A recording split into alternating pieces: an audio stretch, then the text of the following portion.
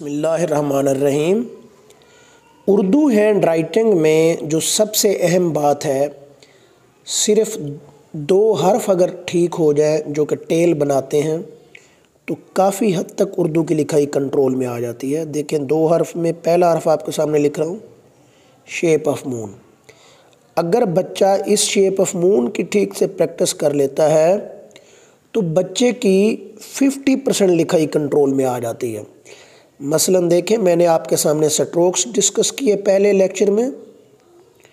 छोटा अलिफ, बड़ा अलिफ, उर्दू गिनती का 2 और ये 3 और ये 4 का स्ट्रोक है, 7 का स्ट्रोक है, छोटा सा लेस देन का साइन है, ये तिरछा सी है और ये ज़ेर या ज़बर है। इन स्ट्रोक्स की मदद से हम उर्दू हैंड राइटिंग के हरूफ ठीक करेंगे।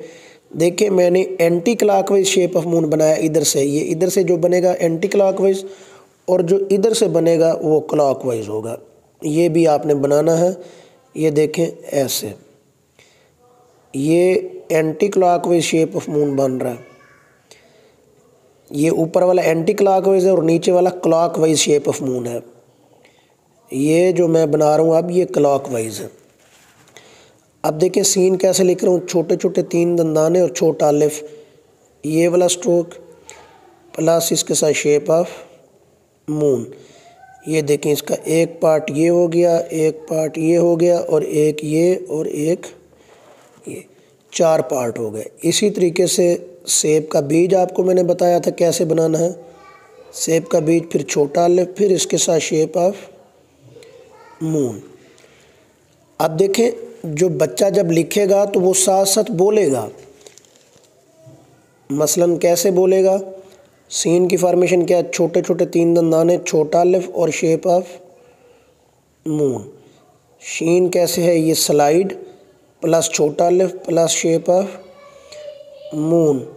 और सेब का बीज प्लस छोटा अलिफ प्लस शेप ऑफ मून। एन की फॉर्मेशन क्या है, हमजे का stroke plus shape of moon. मैंने आपसे बात की, जब तक हरूफ ठीक नहीं होंगे उस वक्त तक लफ्ज़ ठीक नहीं होंगे। जब तक लफ्ज़ ठीक नहीं होंगे जुमला ठीक नहीं होगा। अब देखिए 7 का स्ट्रोक प्लस इसके साथ शेप ऑफ मून, ये जीम की शक्ल बन गई। इसी तरीके से दोबारा देखें, ये 7 का स्ट्रोक प्लस इसके साथ शेप ऑफ मून, ये जीम बन गया। इसको इधर से ऐसे बराबर रखना है आपने। हमज़े का स्ट्रोक दोबारा, ये देखिए हमज़े का स्ट्रोक प्लस इसके साथ शेप ऑफ मून, एन या गैन बनेगा। इसको बराबर रखना है ऐसे। छोटा अलिफ प्लस शेप ऑफ मून, नून, बड़ा अलिफ प्लस शेप ऑफ मून, लाम, तिरछा C plus shape of moon. ये देखें, तिरछा C plus shape of moon. इसी तरीके से एक हर्फ मून वाला रह गया, छोटा सा लेस देन का साइन, इधर से ढलान और शेप ऑफ मून, ये काफ बनेगा। ये हिस्सा बड़ा और ये हिस्सा छोटा। दोबारा देखें, छोटा सा लेस देन का साइन, इधर से आपने आना है ढलान, फिर गोलाई करनी है, शेप ऑफ मून। तो अब इन हरूफ को पहले तो शेप ऑफ मून की प्रैक्टिस करनी है, फिर इन हरूफ को आपने इकट्ठा करके लिखना है। ये देखिए सीन, ये सारे मून वाले हरूफ बता रहा हूँ मैं। सीन, शीन, स्वाद, एन, जीम, नून, लाम, छोटी ए और काफ।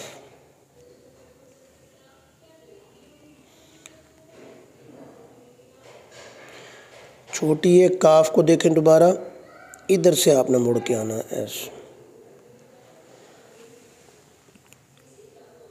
ये सारे मून वाले हरूफ हैं। बच्चे के पहले मून ठीक करवाएं, क्लॉकवाइज भी एंटी क्लॉकवाइज भी। उसके बाद ये जो मैंने आपके सामने स्ट्रोक्स लिखे हैं, ये वाले स्ट्रोक्स, इनकी अलहदा से प्रैक्टिस करवाएं।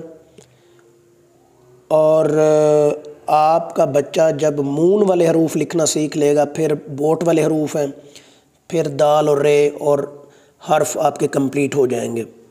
फिर हम लफ्ज़ की तरफ आएंगे। प्लीज़ अगर आपने चैनल को सब्सक्राइब नहीं किया तो मेरे चैनल को सब्सक्राइब करें। मेरा ये वादा है इंशाअल्लाह बहुत जल्द आपकी और आपके बच्चे की हैंड राइटिंग बेहतरीन हो जाएगी। और लेक्चर वाइज आप इसको फॉलो किया करें, देखा करें। Thank you. वीडियो पूरी देखने का शुक्रिया। अल्लाह हाफ़िज़। चैनल को ज़रूर सब्सक्राइब करें।